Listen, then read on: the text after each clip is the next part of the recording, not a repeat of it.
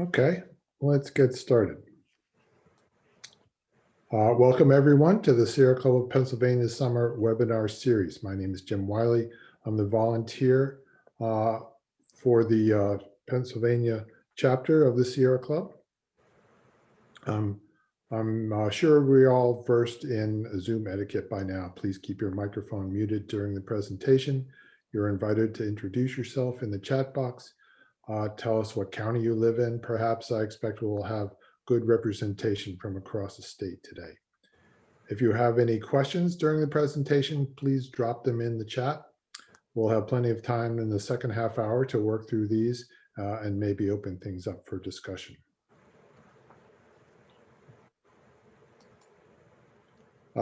Just a little context, in February of this year, the Pennsylvania chapter of the Sierra Club formed 8 conservation teams, as shown in the diagram.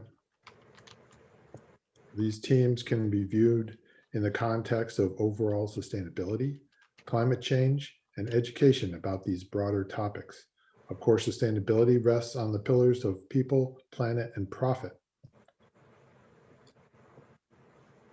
And in Pennsylvania, we have a support system of staff and volunteers to help each of our teams with equity, political, outings, and communications assistance, as well as legal assistance, the Clean Energy for All campaign, and a bit of grant funding for worthy causes.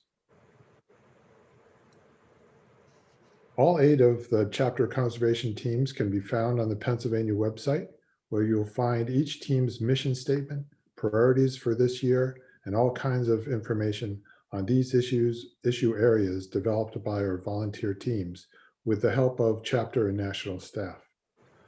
All of our teams have the general mission of looking at their respective issue from a statewide perspective, tracking relevant Pennsylvania policy and legislation, and supporting group and local volunteers working in this space.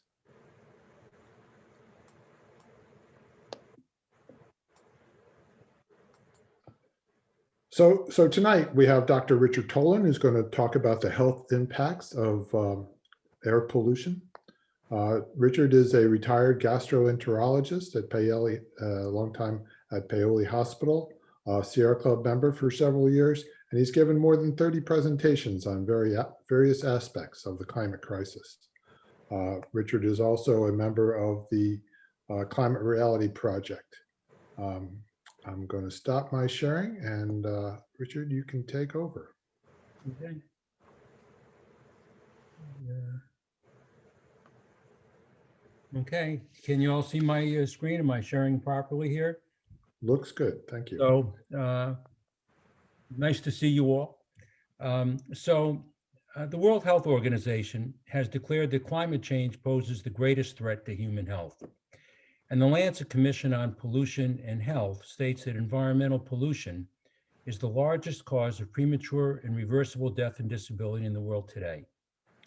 Climate change and environmental pollution are intimately linked because both are predominantly due to the extraction and use of fossil fuels for energy and manufacturing. Of all the pathways for pollution to impair health, air pollution has the largest footprint, likely attributable to the pernicious, pervasive, persistent, and protracted nature of air pollution.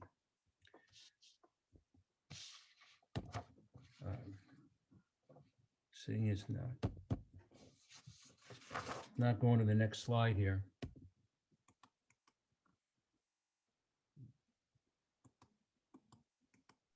Oh, there we go. Okay. So air pollution accounts for nearly a quarter of all deaths due to stroke, ischemic heart disease, lung cancer, chronic obstructive pulmonary disease. It's responsible for about 20% of diabetes mellitus in the United States, about 20% of neonatal deaths, and about 8 to 10 million deaths per year worldwide. Just to put that in perspective, that's about 6 or 7 times the number of deaths each year, year after year, than what we've seen so far in the COVID-19 pandemic. So recent studies have demonstrated that air pollution attributed cardiovascular risk is quantifiable and modifiable at both the population level and at the individual level. and therefore policymakers have an important role to play in reducing the burden of disease from air pollution, even local policymakers, and individuals can mitigate their own risks.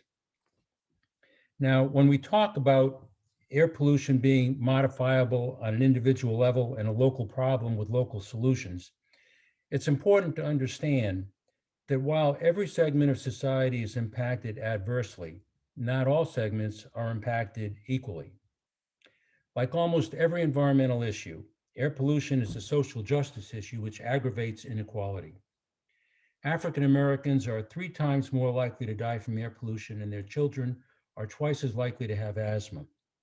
Housing patterns resulting from decades of discriminatory lending practices mandated by the federal government, placement of highways and power plants favoring the economically powerful, has resulted in 78% of African Americans living within 30 miles of a coal-fired power plant. And low-income communities may have less access to the mitigating effects of open space, trees, air conditioning, good health care, and are more likely to live or work near exposure to high levels of traffic-derived air pollution.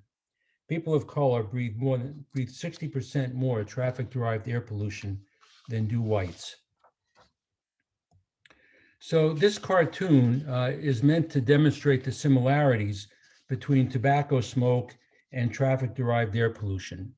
While there are some differences, the consequences to health are broadly similar, and both are derived from combustion of complex carbon materials. The difference is that tobacco causes repeated short-term intense exposures to small numbers of people, while air pollution is continuous, persistent, lifelong for the entire population.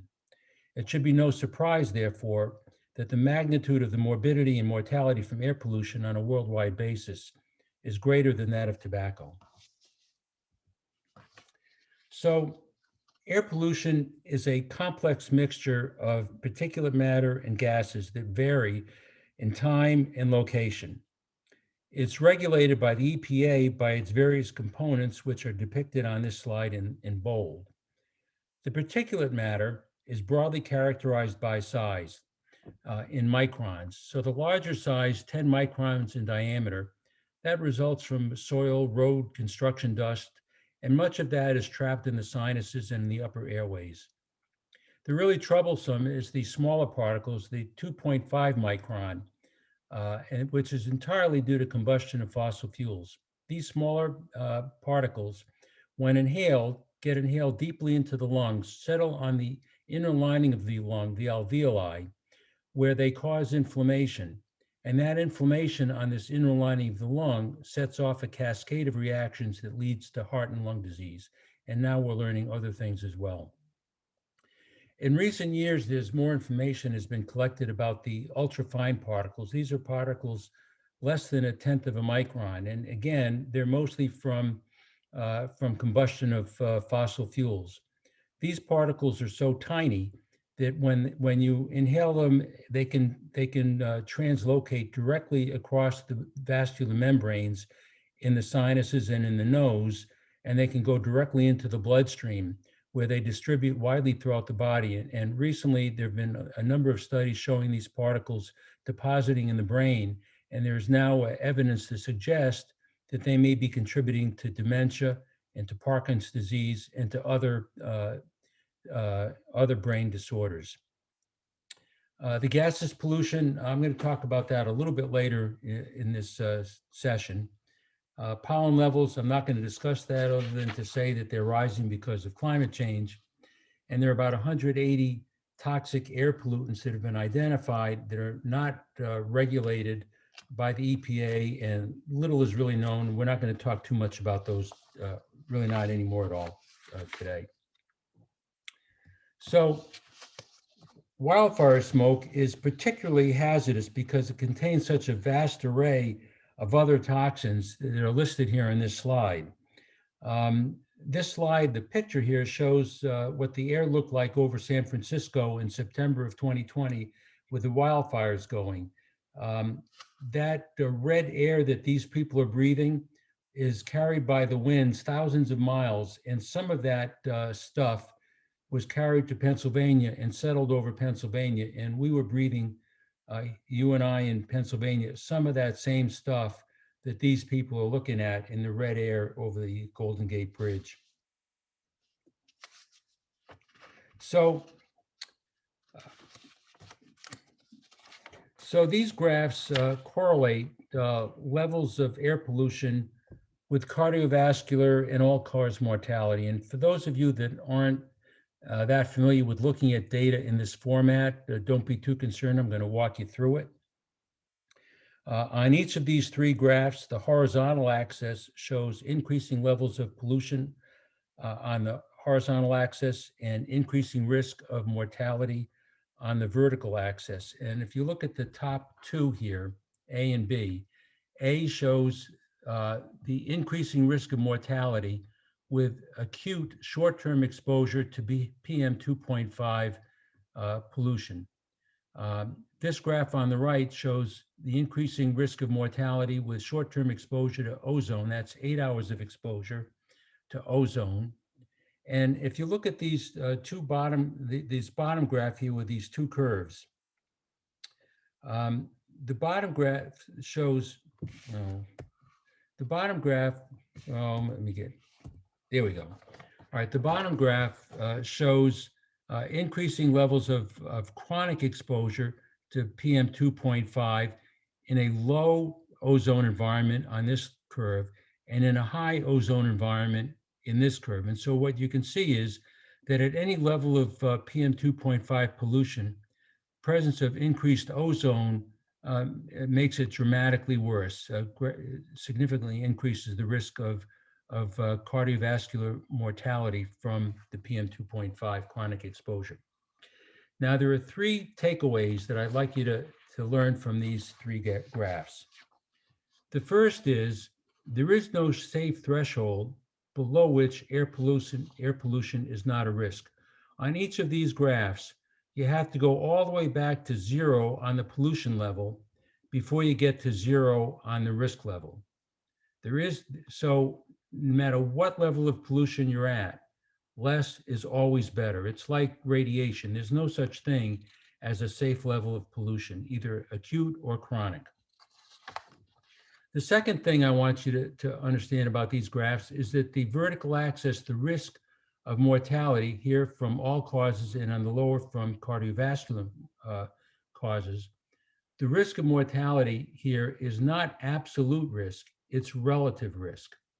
So what that means is that if you have a relatively healthy 25-year-old who is exposed to high levels of ozone outdoors on a hot summer day, his risk of dying from that on that day from that exposure goes from extremely, extremely very, very low to extremely very low. In other words, the risk multiplier, you're multiplying such a small risk that it really doesn't matter very much. But if you have somebody who's 65 and let's say they had a heart attack 3 years ago, or maybe they can't afford their blood pressure medicine, or maybe they live where there's a heat island in the summertime, or they're diabetic, if they have risk factors already in place, if you then double their risk because of high levels of exposure to air pollution, then you're making a real difference in their risk. So we should look at this as a risk multiplier. So people who are at high risk are going to suffer from this more than people who are otherwise at low risk. And the third thing I want you to see from all of these graphs is if you look at all of them, they're steepest at relatively low levels of pollution. So what that means is that if you clean up relatively clean air, you get more bang for your buck than you do if you're doing a little bit of cleanup of dirty air. So even if you have clean air, that's even more important than to do more. Now, if you look at these graphs, and let's consider the current national air quality standards by the EPA and where they fit on these graphs. So the current level for ozone, for example, for short-term exposure is 70 parts per billion. It's right about here on the graph. I assume you can see my my cursor. So that's what the EPA says is okay. But if you look at this graph, a small amount of improvement that's where you get to the steep drop in the curve. And the same thing here, 35 for the for 24 hours of exposure to the particulate matter.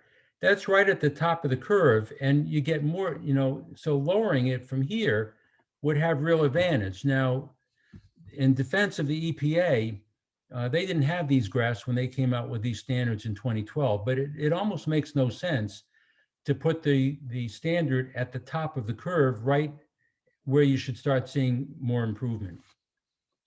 If you look at this lower curve here on the chronic exposure, what this studies have recently told us, the recommendation now, the air quality standard recommended by the EPA is 12 micrograms per cubic meter.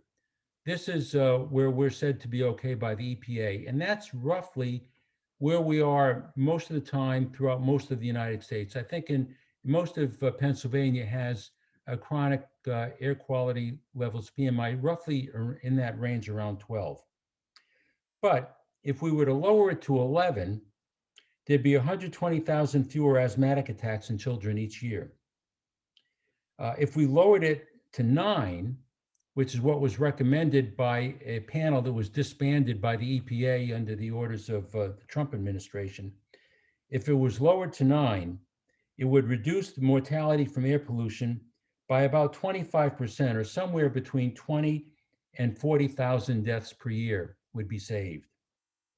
Now, the people who would suffer most from standards that are too high, as they are now, are those with heart and lung disease, diabetes, African Americans, who on average breathe more air pollution than the rest of us, those who have compounding risks of absent health insurance, et cetera.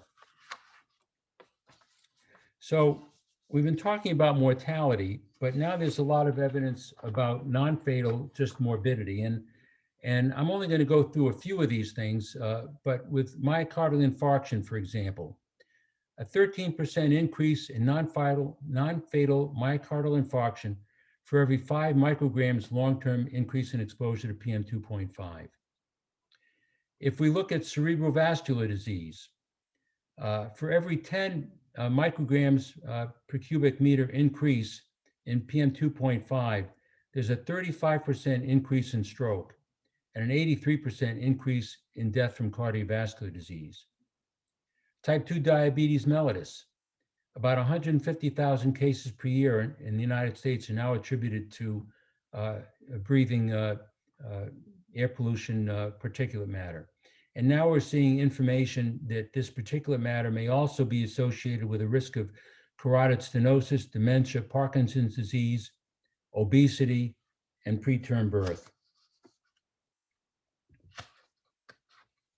So this was some data that was collected in the Salt Lake City area in a part of the city in a neighborhood. This is 20 years ago or 25 years ago. And in this particular winter, in children under the age of 17, there were 80 hospitalizations for asthma and bronchitis. The following winter, there was an industrial plant in that neighborhood, in that area, that closed for repairs, and the following winter it was closed. The following winter, when it was closed, there were only 20 admissions. The winter after that, it opened up again, back up to 80. Same thing happened with pneumonia and pleurisy. The industrial plant was open, about 78 hospitalizations. The following winter, down at about 30. Winter following that, about 75. So you can see the direct correlation between living near an industrial site and what's happening to our kids. So this guy was not one of my favorite presidents, but he did do some good things. He signed into law the establishment of the EPA, and he signed into law the 1970 Clean Air Act amendments, which identified air quality as a major public health problem and introduced quantitative air quality management for attacking the problem and defined relationships between the federal government and the states. So there were additional amendments done in 1990 to the Clean Air Act. And as a result of those amendments in 1990, you can see in Philadelphia, the different air pollutants over a 20-year period dramatically improved. Every one of these pollutants, nitrous oxide, the total particulate matter, which is this one, they all improved coincident with the 1990 Clean Air Act amendments. And the EPA had, in a report to Congress, they had to report the results of the Clean Air Act, and these are the results that they reported to Congress. It was done before 2020, so the 2020 numbers are estimates. But you can see, if you look through some of these, 230,000 fewer deaths per year because of the Clean Air Act, 200,000 fewer heart attacks, 17 million fewer days of lost days of work from the Clean Air Act. And so clearly it had a substantial improvement in public health, but was it worth it financially? So again, with the same report from the EPA to Congress, the EPA estimated that the cost to industry of the regulations was about $65 billion, much of it passed on to consumers, but the benefits amounted to $2 trillion. So clearly it was a pretty good deal financially as well as health-wise. But that showed the improvement. But now over the last few years, we're starting to see a deterioration in air quality. And this shows the particulate matter, the decline nationally in particulate matter of PM 2.5 getting better and better, but then starting in 2016, we start to see things worsening. And there are a couple of reasons for that. One reason could be the wildfires over the last few years have been worse. The other reason is that during the Trump years, there was little or no enforcement of EPA regulations. And that may also have led to some of the worsening air quality. Another thing that worrisome about air quality is the ozone levels and climate change. So what this graph shows, these are predictions of the number of increasing of days per year where the exposure to ozone will exceed the 70 parts per billion that the EPA currently says is acceptable. And you can see by the color code here, red is bad. The expectation by 2050, and we're here red in Pennsylvania, between 10 and 30 additional days per year in Pennsylvania will have ozone levels exceeding the level recommended by the EPA.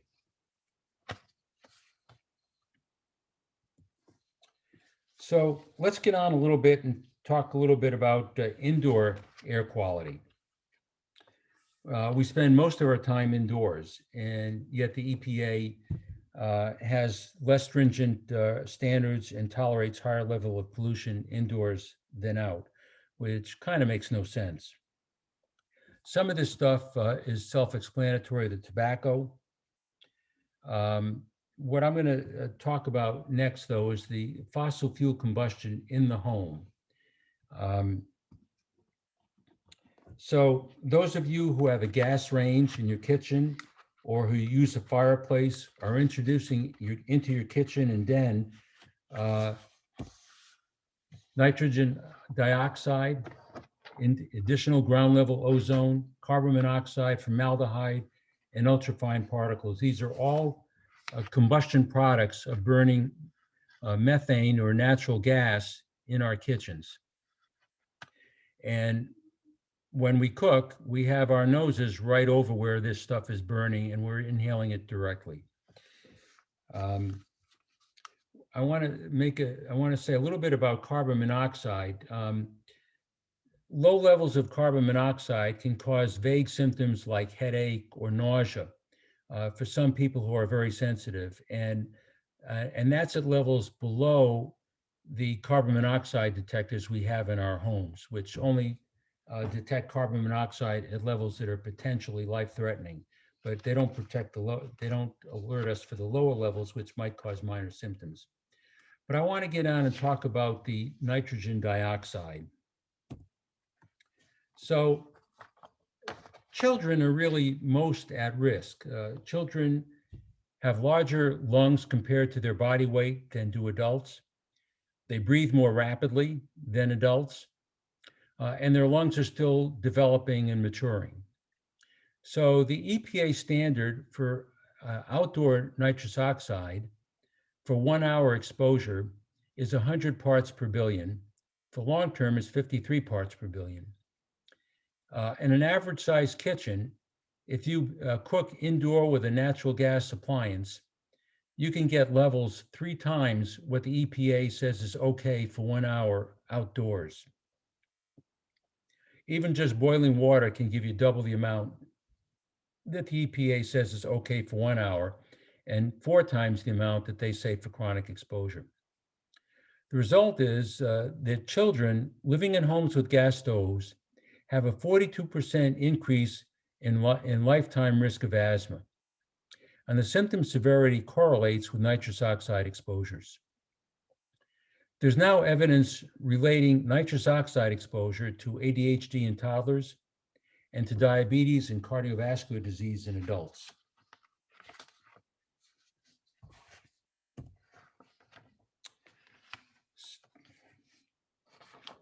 So volatile organic compounds are human-made chemicals that are used and produced in the manufacture of thousands of chemicals, everyday chemicals. And all of these products can release organic compounds while you're using them, and to some degree, even when they're just stored. We're exposed to them every day, but don't be too alarmed because most of these exposures in our home are at very low levels. But they can cause symptoms. And some of the symptoms that these organic compounds can cause are vague, mild, can be easily misdiagnosed or even ignored. Can cause some eye irritation, some headache, some fatigue, a little bit of nausea, and these things can often occur within minutes of an exposure. Can last for an hour or up to a day after exposure. Now, the chemicals themselves in the air by themselves aren't really too much of a problem. The problem is that there's a synergistic toxic action with the particulate matter that's also in the air. Some of these chemicals can adhere to the particulate, to the small particles. And when we inhale these small particles go deeply into the lungs, carrying these volatile organic compounds with them. And when these particles settle on the alveoli, on the inner lining of the lung, it then allows these chemicals to be absorbed into the bloodstream and cause these reactions. So it's really the particulate matter that makes these volatile organic compounds more toxic. So if you take surveys, and there are surveys taken, this was in Southwest Pennsylvania, and people who live near fracking and shale sites, and you can see that about a third of the population has all of these symptoms, complain of all of these symptoms, which are very similar to the symptoms I showed in the previous slide that could be caused by volatile organic compounds. And it's likely that these people are being exposed and getting symptoms from that. And nearly a third of the people. So if you look at this bottom graph here, and first, so the EPA at these sites measures 24 hours of exposure to the PM 2.5 every 6 days. Episodic short-term exposures for an hour or two are not identified. So if you look at this bottom graph here, this green line, that's at 35 cubic microns per cubic meter.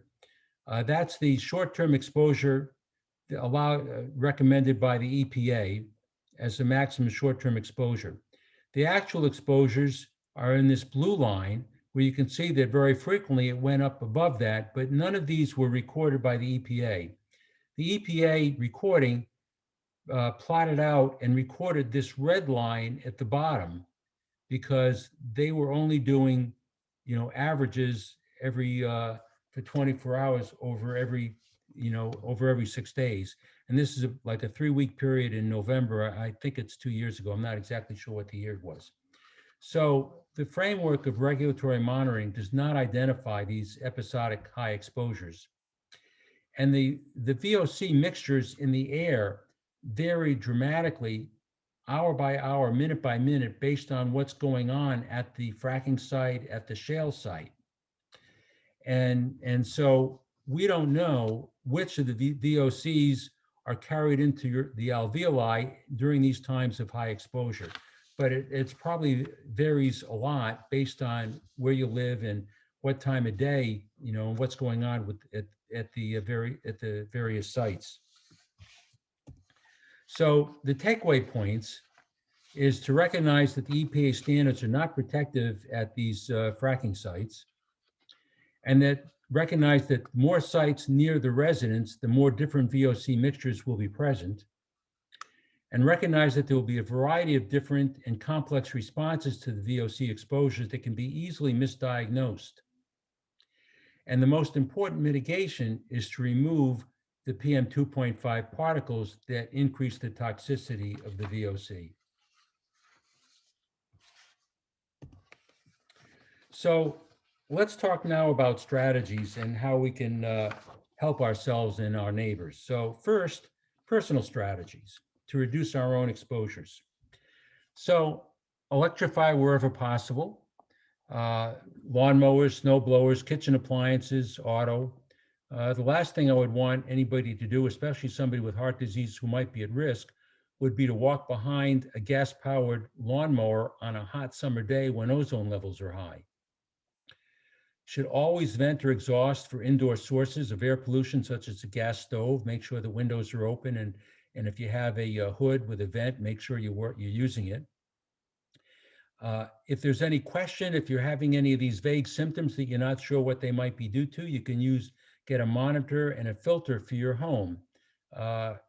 Monitors that are pretty accurate that you can put in your bedroom or your kitchen generally range in price from like $100 to $300. And you can get filters. You can get larger filters for bigger spaces or smaller filters for a small room.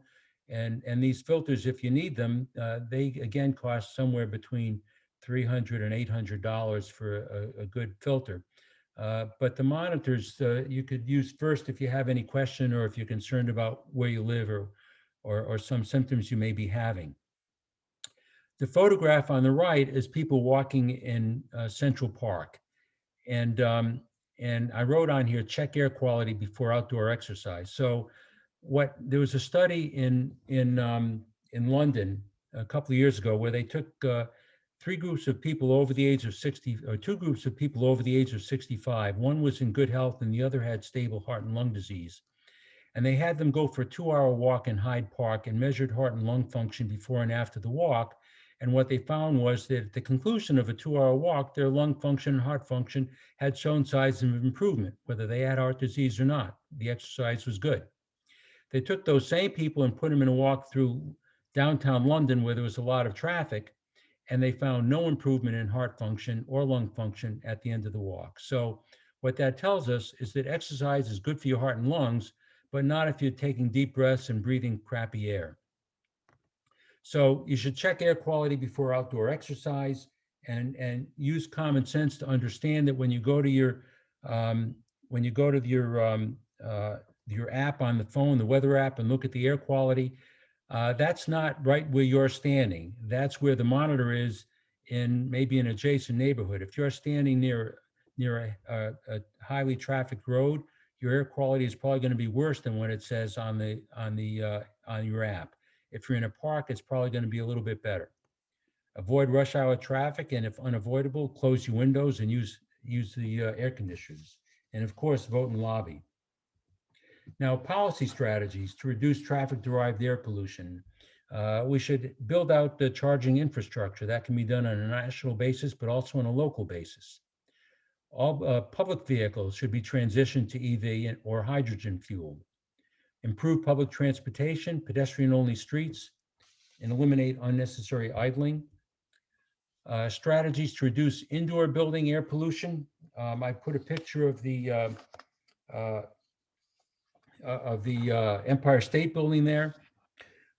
In 2007, they did a $31 million retrofit, which yielded about $60 million in energy savings over the subsequent 15 years. Now, so this can be done, and buildings can be improved, but it can only be done if the interests are aligned. If you have the landlord responsible for infrastructure and the tenant paying for utilities, then something like this isn't going to happen. So we need improved building codes. We need public policies to align these interests. And then we need warning labels on natural gas appliances, if not an outright ban. I mean, most people don't know, most physicians don't know that the gas appliances and gas burners are hazardous to kids, and I think we should at least have warning labels. So, in summary, recommendations for local policymakers are to set local sustainability goals along the lines of RF100, tree canopy preservation, expand monitoring to identify hotspots of air pollution. Local policy people can help educate the public, electrify transportation and buildings, set building codes. And then the last thing is to tackle discrimination at all levels and perhaps establish social justice advisory council for guidance regarding marginalized communities. Racism is a feature of the extractive fossil fuel economy. An extractive economy requires acceptance of sacrifice zones of environmental degradation. And where we sacrifice the environment, we inevitably require sacrifices of people who live and work in that environment. And so racism makes it easier for that to happen, and an anti-racist agenda will make it harder for that to happen. So that's my presentation. I'd be happy to field any questions or listen to any comments. Well, thank you, Richard. I think there are a couple of questions in the chat room, and I'll sort of read them to you. And well, you gave us a lot to think about, Richard, and they're all issues that we can discuss during this session. But I'll start with the EPA so-called transparency rule, which was pushed by EPA ministers Pruitt and Wheeler, and the rule prevented EPA from considering lots of data, scientific data. Can you comment about that rule? Yeah. A lot of our understanding of medicine comes from studies of population studies and coincidences. It's very hard to do a prospective, double-blind scientific study to prove something. When we, if we want to know if, for example, cigarette smoke causes lung cancer, what we find is people who smoke have cancer. People who don't smoke are less likely to get cancer. That's one way of getting information. Another way of getting information is to take people in advance who don't have cancer, who don't smoke, and take people and randomly assign them, have some people smoke for 20 years and some people not smoke for 20 years, and then see what happens. That's called a randomized prospective study. And then the other thing is have the doctors not know, when they make the diagnosis of cancer, not know who's smoking and who isn't. That's the real way to prove that cigarettes cause cancer. It's a prospective double-blind study. You can't do that, okay? You can't take a group of people and say, you smoke and you don't smoke, and then have their doctors not know what they're doing. That's the best science, that's the gold standard for scientific studies. The lesser standard is what we have to live with, and that's the population studies. And that's what we go by. And a lot of the data that I've given you is with, for example, the increased risk of, of of getting a stroke based on increasing exposures. That's a population study. It's not a study done prospectively. And what Wheeler wanted to do is to limit the EPA to only accessing prospective double-blind studies, the gold standard. If it wasn't a gold standard, he didn't want it to be considered, which is absolutely horrible because most of our information doesn't come from that. It comes from these population studies. And he wanted to eliminate the ability of the EPA to consider these kinds of population studies. Terrible. Okay, let me just expand on that a little bit. There was a recent Harvard School of Public Health study about COVID and air pollution, and it indicated that people who lived in areas with high air pollution were likely to experience more COVID deaths. I guess it got some widespread publicity. Do you know about that study? Well, I know that it existed. I don't know too much more about the study other than that it existed, and it sounds logical. If COVID-19 is a lung disease primarily, and if you already have bad lungs because of you're being exposed to air pollution, it seems logical to think that you would be at great risk. The air pollution is a risk multiplier for all sorts of things. So it's believable, but it's not the kind of study that Wheeler wanted to would accept, wanted the EPA to accept, but it's the kind of study that would be accepted, by physicians all over. Okay, yeah, that's why I bring it up, because it's one of those association studies that you refer to. Okay. Second question in the chat room is, do we know of any kind of residential nitrogen dioxide detectors? There are monitors you can get. One particular brand is called the UHO, UHOO. It's about the size of maybe a coffee mug, maybe a little bit bigger than that. I think it's like $250 to $300, and it identifies about 7 or 8 different pollutants in the air. And there are others that are probably cheaper that identify nitrous oxide in the kitchen as well. But I know this particular brand does, and it will register carbon monoxide levels at levels much lower than your usual carbon monoxide detector, but at levels that could cause symptoms in some people. And it measures the particulate matter. So yeah, it's easy. You can go on Amazon and find a whole bunch of monitors. I had someone recommend to me the UHO being a good one that they were using, and so I mentioned that particular brand, but I have no interest in and no special knowledge of what brands are best. Just that one was mentioned to me once.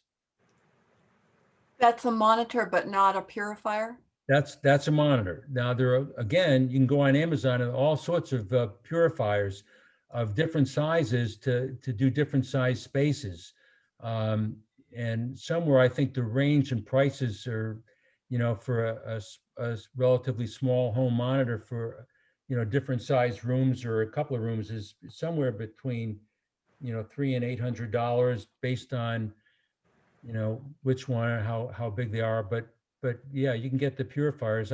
My thinking is that you should get a monitor first and find out if you really need it, and then find out which rooms, do you need it in a small one in a room where you're sleeping? Do you need one in your kitchen? And if your kitchen is a wide open space, maybe you need a bigger one or a smaller one monitor. But yeah, you can get these things and you can just find them, online through Amazon. Okay. Next question is, electricity is the only efficient to users in terms of heating and cooking, etc. Are there any studies on the efficiency of power plants to justify switching over? I guess from coal to other fuels. Yeah, I don't really know anything about that. Okay. All right. And question is there any data to show how much idling auto truck emissions contribute to air pollution? Well, I'm sure it's a lot. I know there are studies of people who live um, near toll booths on highways, and what's happened to their health before and after the Easy Pass. And there are studies that show that a number of things, and I forget what they are, whether it was low birth weight or preterm births or low birth weight in women who live near, I think that's what it was, in women who live near these toll booths, that the numbers improved when people started using Easy Pass when it came into existence, because there's less idling and fewer cars idling in that area. But I don't know any other studies that specifically talk about idling. I would mention one thing, that in school buses, the exposure um, to the diesel fumes is greater inside the school bus than it is outside the school bus. And so, if I had a kid with asthma, I would not want him in a diesel school bus. Right. Yeah, and there before DEP adopted its idling regulation, limiting idling, the DEP did also do a study on the number of tons of fine particulate matter that would be reduced by adopting that regulation. Yeah. Okay. And then further questions are about home air purifiers. Are they worth it? And which ones do you recommend? Well, I don't have any brand to recommend. Um, I think if you're in a situation where you're at risk, if you have asthma, lung disease, and if you're living right next to a highway, yeah, I would want something like that. And again, I don't know what brands are best. But I would look, get the monitor and figure out, if you do your whole house, it can be very expensive, as opposed to just the room purifiers, which you can move from room to room based on where you are. And I think that there is evidence that they do help. I'm not aware of any studies that actually show someone improving, or people improving using them, but they do improve the air quality in the home. Right. They do work. Yeah, Consumer Reports does rank room air purifiers according to their efficiency in removing pollutants. Mm. But note that most air purifiers only remove particulate matter, fine particulate PM 2.5. They do not remove carbon monoxide, nitrogen oxides, and VOCs. Yeah. Yeah, but that's the most important thing, though, because it's the particulate matter that carries all these other things into the lungs. Mhm. So the particulate matter increases the toxicity of these other things. Yeah, and if you have a furnace filter, you can improve the particulate matter removal by getting a high efficiency filter to put in your furnace. Yeah. Okay, I think we're out of questions right here, but let me comment about a couple of things that might be interested. Um, uh, you mentioned ozone levels were um, uh, can be raised due to climate change. I just want to note that DEP declared the ozone orange action days for Tuesday and Wednesday of this week for southeastern Pennsylvania. So, DEP is aware that that the hot weather we're having contributes to high ozone levels.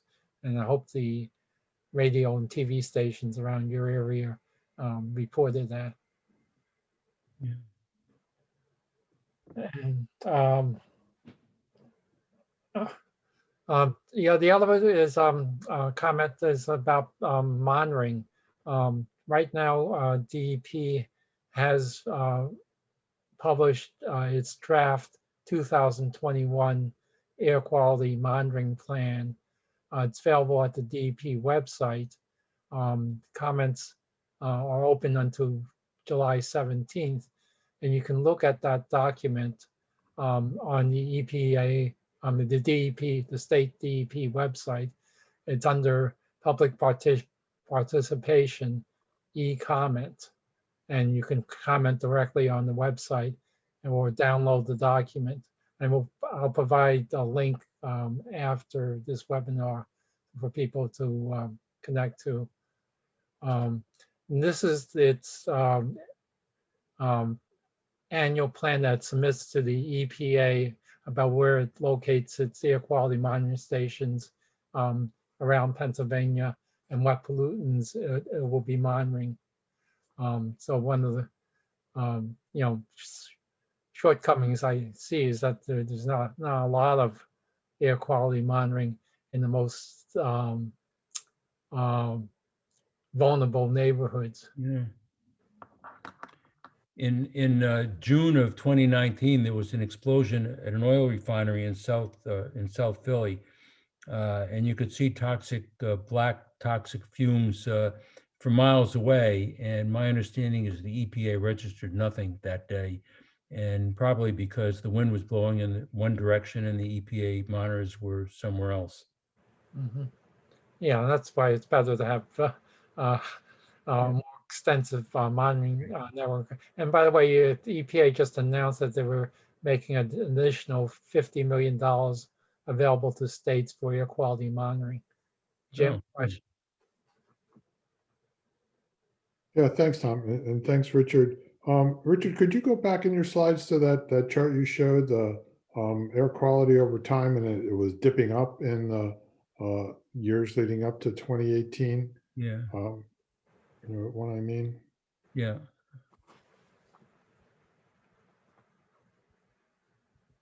This one? Yeah. I wanted to see who, National Bureau of Economic Research.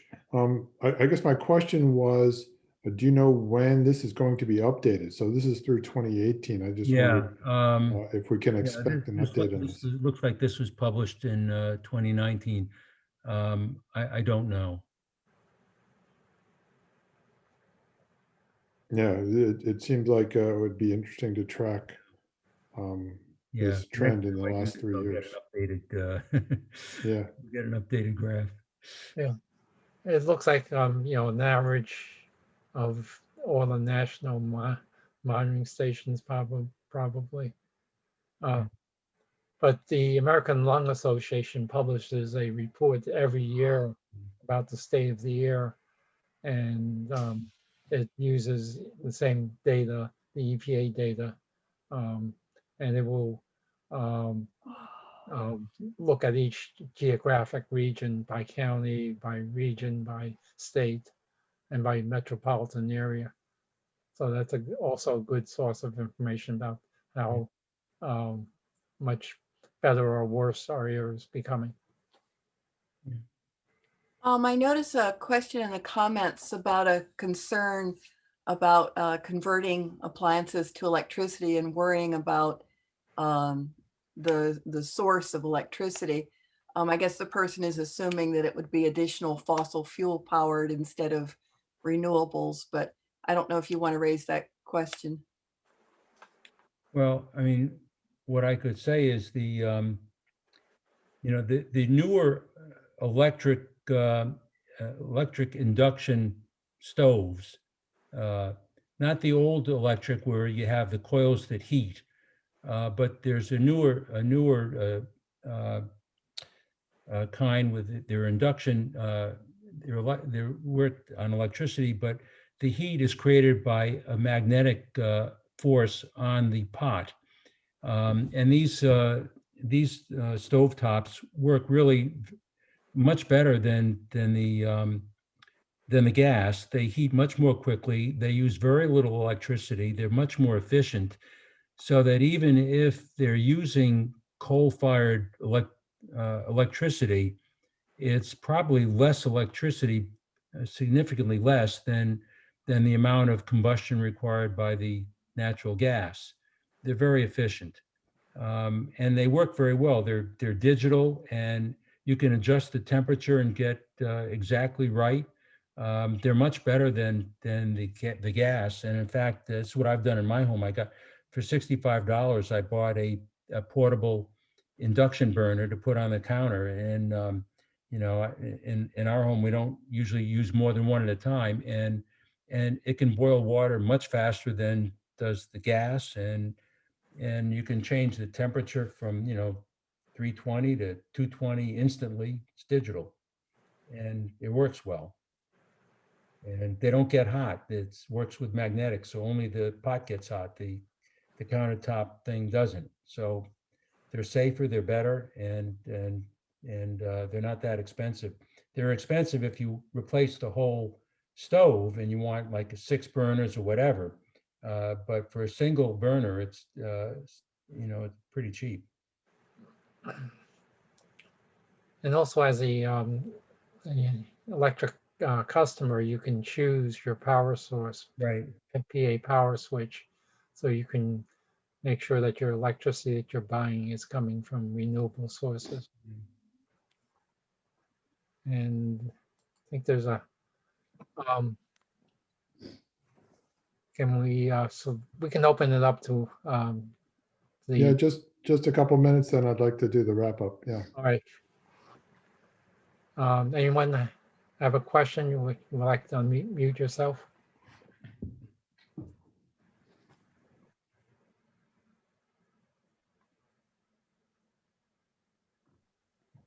All right, let's do the wrap up. Richard, could you stop the sharing? Sure. Thank you very much for your presentation tonight. It's been great. Let's see if we can get through here.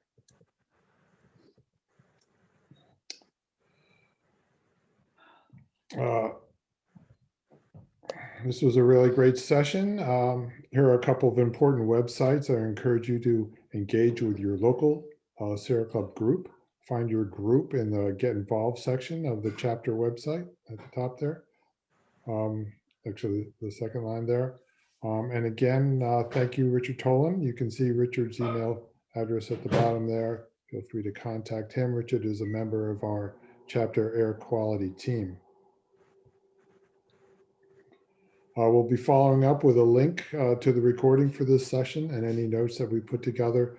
Tom mentioned a few things he was going to add on. We'll also invite you to attend an upcoming air quality team meeting, which I expect the next one will be in August. So be on the lookout for that. And with that, thank you all very much. I'm going to stop the recording now.